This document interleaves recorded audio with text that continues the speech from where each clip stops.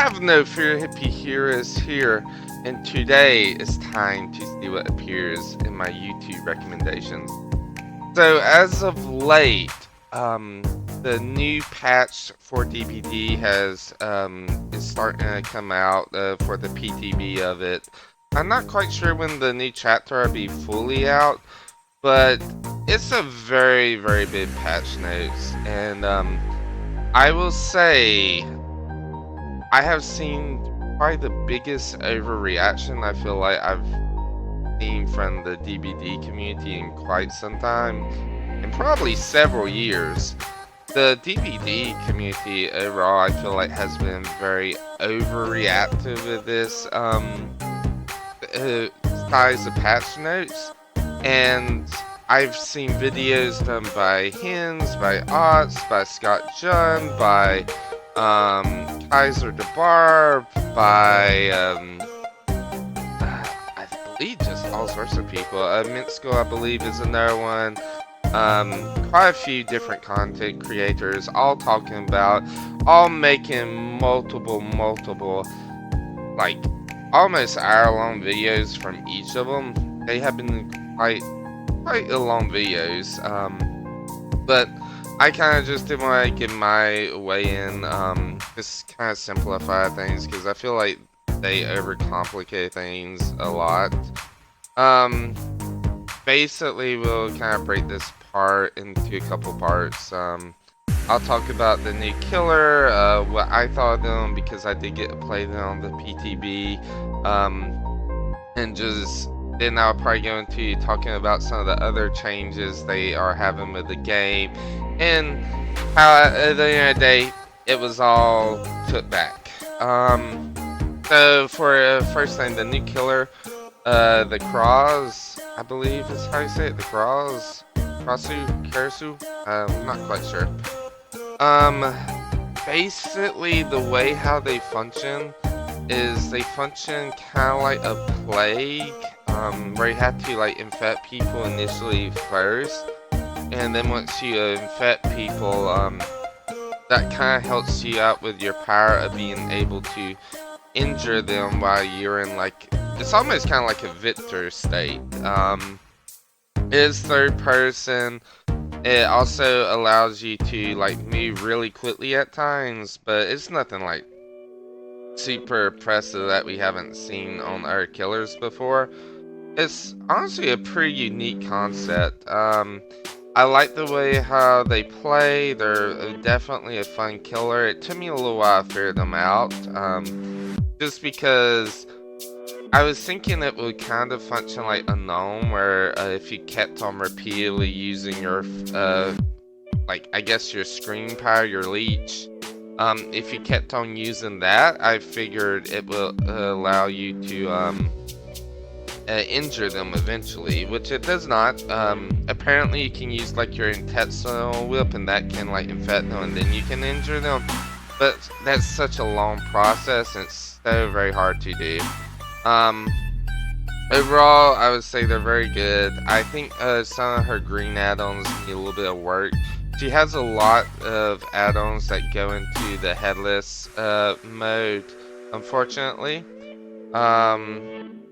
which I'm not a fan of. I feel like she should have more add-on variety, especially with, I guess it's her, I guess corporal weave, is that it? Regurgitate. Yeah, I think she should have more add-ons that go with her regurgitate that also may increase the amount. The way how it works is it's not quite like plague. It basically it shoots out a little projectile, and then it works as a scabron, and like shoots out little more pellets and blood droplets. And I feel like that should end up like having some add-ons maybe to increase it, maybe also do like percentage type stuff. I feel like that'd be more healthy, get her more variety, more playstyles. I think that'd be good, but they don't really have that too much yet. It's mainly just for her dashing part of her power, which I do not care for. The thing I really do dislike about her, though, that's more concerning than anything else, is her intestinal whip. When you use it, it locks you into it, and it can be very easy for a survivor to 360 you because of it.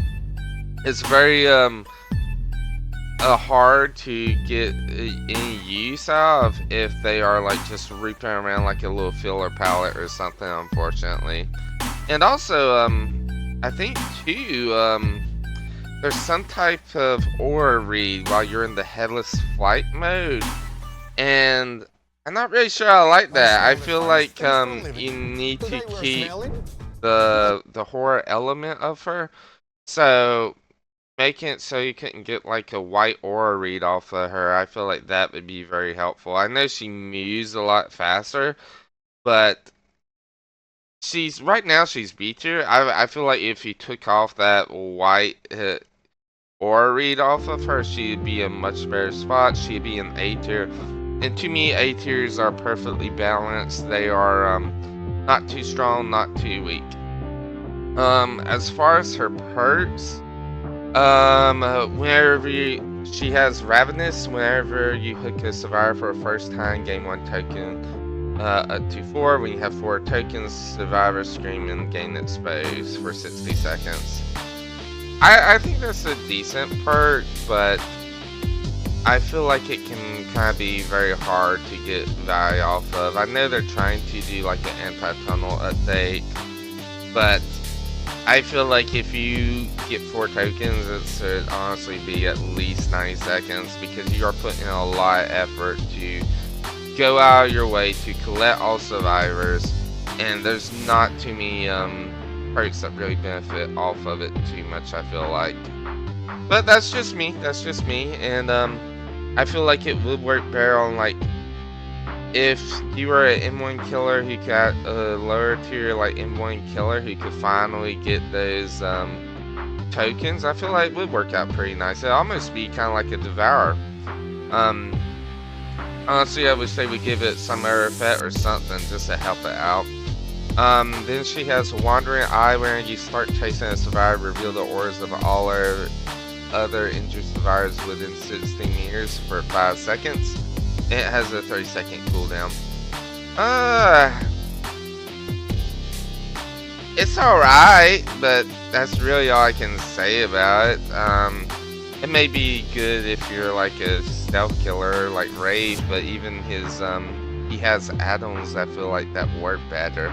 I ain't sure. I feel like the range should be extended with that one, and give it May a longer cooldown, help compensate. And then we have Overture of Doom. Find a Hex totem that curses the forest generator and reveals it aura to you in yellow. When a survivor repairs the curse generator for 5 seconds, you gain undetectable. And your turret radius is applied to the generator for 30 seconds. When the curse generator is repaired, the next first generator is cursed. Haven't really got to use it too much, but from the sound of it, it sounds pretty cool. I feel like they headstones always spawn near survivors anyway, so it doesn't really change it too much. But I like the fact that you can like curse the generator, and I'm a very big fan of perks that make you undetectable, so I like having it. I think it adds variety to a game. I'm all for it. Then we did have the new survivor. The new survivor, she has Ray Life while injured and not breaking and repairing a generator. Gain 1 token for each regular great skill check success. We have 6 tokens. You gain 100% healing speed, and you lose 2 tokens if you fail a skill check.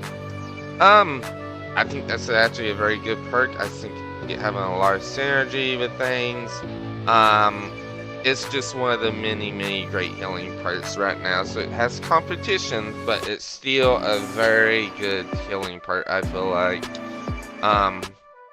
and just being able to like work on a gym for a little bit and immediately go in for heals, which is kind of like the playstyle I like. I'm all for that. I'm definitely for that, or setting up like a healing station by Jen and just helping people that way. And then she has 1, 2, 3, 4. Press the ability button 2 while staying idle to improve the performance interaction that lasts 15 seconds. Empowers survivors within 16 years. You will get continuous skill tests during the performance. The effect lasts for 9 seconds if the performance is complete. Increase the odds of getting healing and repair skill checks by 20%. When the ability is cancelled, you have a 9-second cooldown. I like it. It's a good perk. Very fun perk to use. More so just fun overall, which I'm always for just having those fun perks in the game. I do think it's a solid perk too, especially if you put it with hyper focus, if you put it with die that. I think it's a great perk to have. Although I could see a little bit of trolling you could do on friends with it if they don't know what to do and then they start getting skill checks instantly. I think that would be entertaining. Her last perk is Ghost Notes. While you are exhausted, your scratch marks you're 50% faster, and you recover from exhaustion 10% faster. By far, I think the strongest perk on this list that is really overlooked. Lightweight in itself is a great perk. It's always been a great perk. It's a passive perk, but if you actually know how to loop differently with it and use more line of sight blockers, it becomes even stronger. And Ghost Notes I can see working very phenomenally if you use Sprint Burst, Lightweight, and Ghost Notes, and then Quick and Quiet.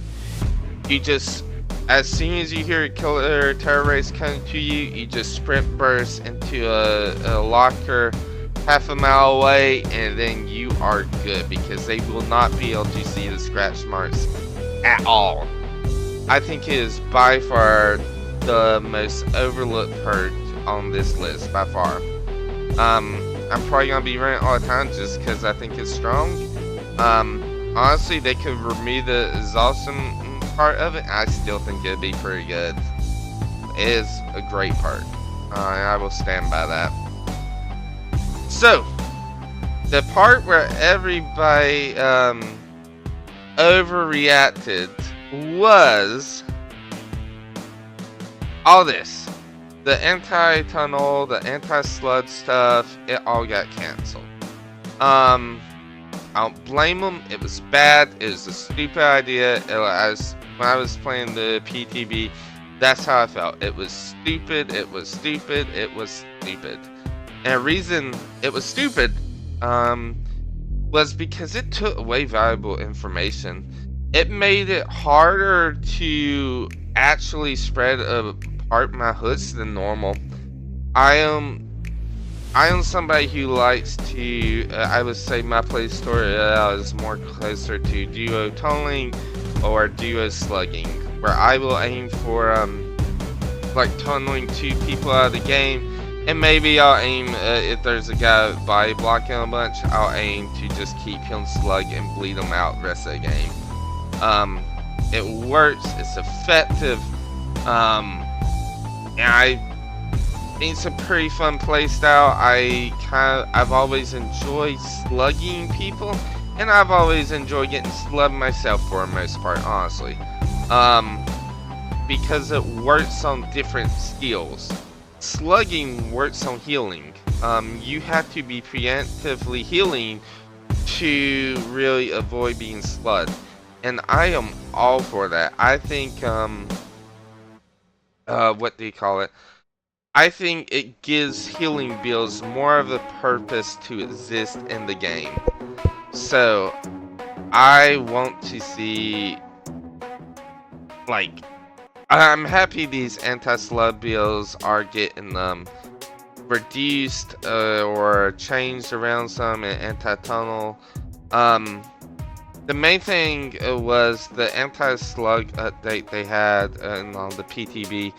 It made it so you got base kit unbreakable and base kit tenacity, which was a terrible feeling when you went to just slug a survivor for maybe 20-25 seconds and then come back to them and pick them up, and they're already completely gone across the map and they got picked up. I think it was too much. I'm perfectly fine with people having base kit tenacity in game. I think base kit tenacity is a great solution. It allows more freedom. I think it's overall a lot healthier. Um, and it makes people like react differently. Base kit unbreakable's just a top 10 perk. They don't need that because it's already a swift side of game. It goes swift, killer, then solo queue. But I would be perfectly fine with them having base kit tenacity. But the thing is, they also made it so it obscured your hook. It obscured when you could see people coming off a hook.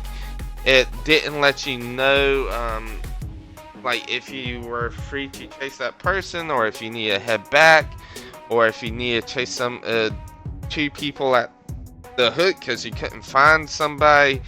It was a terrible idea all around. I'm very happy it was gone, but I do feel like I feel like the community overall, we kind of just shredded apart behavior of this, and I again will say we definitely do need to shred them out sometime, but I literally saw every single content creator. I felt like it was an overreaction, but hey, our reactions get views. Who am I to say? Then what else? Quality of life, perks. Yeah, they changed up a bunch of stuff. I'm really not gonna talk about it too much more because they redacted a lot of the changes. So they basically changed the whole entire game in the course of a patch, and then they just, oh, we don't want to do it, and they switched everything back. So I'm happy. Honestly, I kind of fear they would be as soon as I saw how many content creators were making video and getting them bad press about it.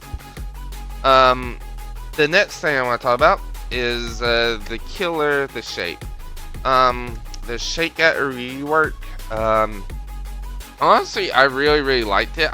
I went in initially thinking I was going to hate it.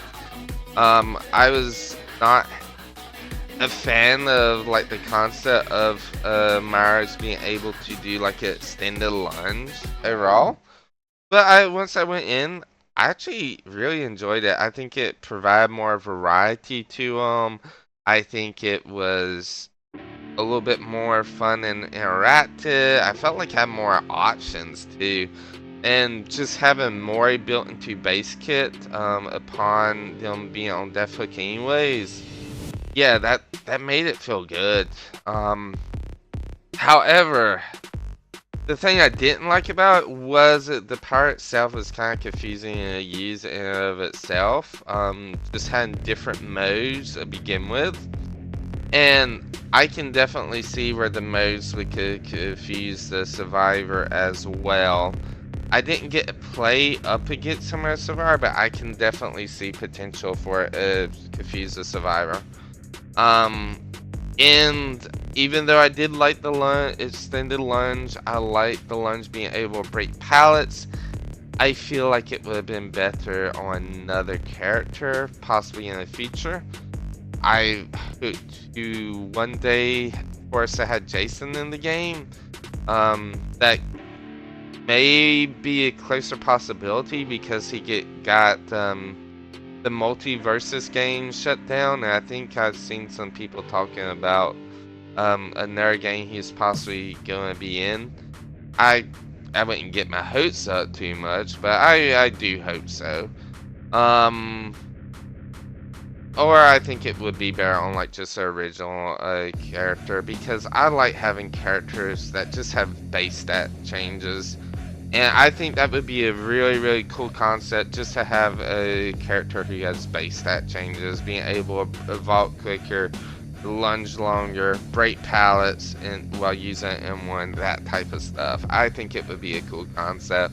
Or have maybe haste while unseen, because that's apparently a effect that's in 2v8 with the shadow perk. If you are unseen, you're able to move faster. I think that would be a cool concept.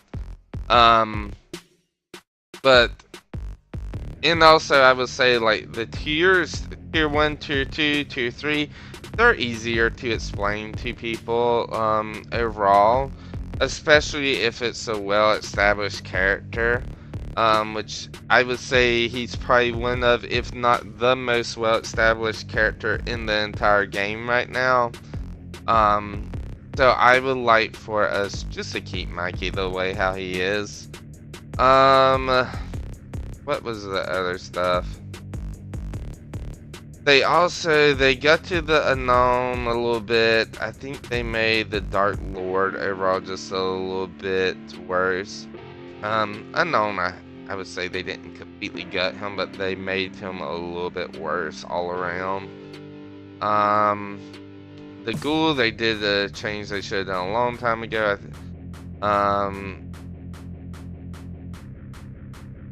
They did some more changes on Clown.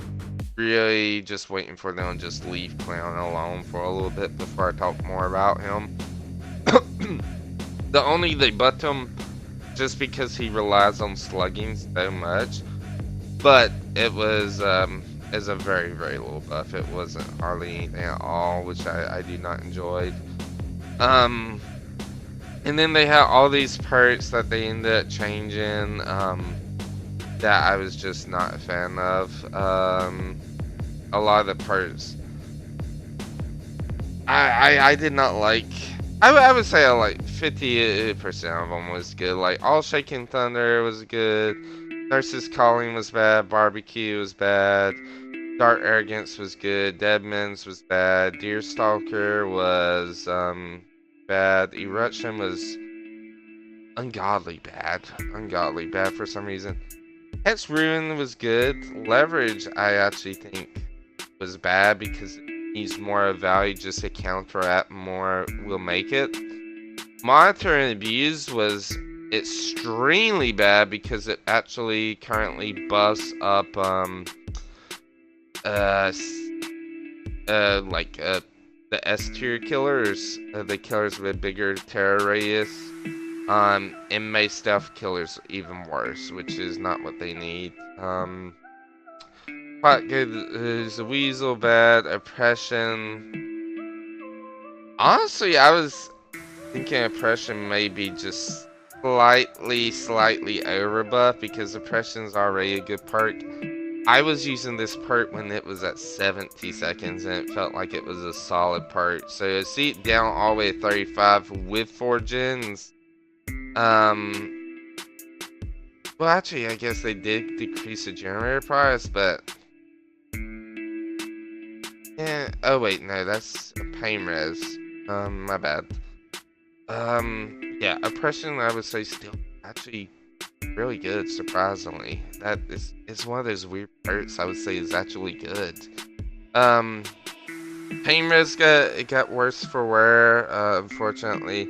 Set That Touch was actually a really good change. I was happy to see. I think there's some more possibilities for builds you can do now. Although I think it should even be buffed further to 45 seconds. Not 60, but 45. Ultimate Weapon, not really sure how I feel about this part. I never really felt... I know at one point people said it was really, really strong. I never felt like it was extremely strong. Ever. Like, even when it was at its full prime, I never really felt like it was super strong. And then, yeah, there's me. I'm playing a game, and this is a game I lose. But I still learn the character. And, I guess that's really all I really had to talk about. Overall, I would just say the DBD community, so far, They just been overreacted. I feel like a lot of what they could have said could have been said in under 30 minutes. And I've seen people making videos that were over 30 minutes when they weren't even talking to anybody else. And I was just kind of disappointed about everybody hopping on the bandwagon. It was stupid. But it was also just an overreaction too. I feel like you don't really need to say too much to get your point across, I feel like. And that's it. I hope everybody has a great, wonderful day. I will see y'all around. Bye bye.